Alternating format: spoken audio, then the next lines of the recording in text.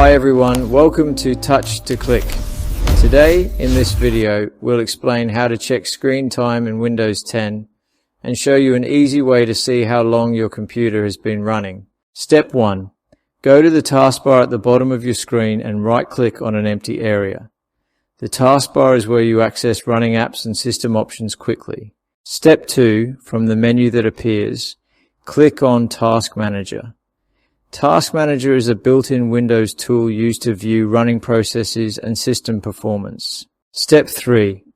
When the Task Manager opens, click on the Performance tab at the top. This section shows detailed information about how your system resources are being used. Step 4. Click on CPU from the list on the left side and look for the Uptime section. Uptime shows how long your computer has been running since the last restart, which gives you an idea of your screen time.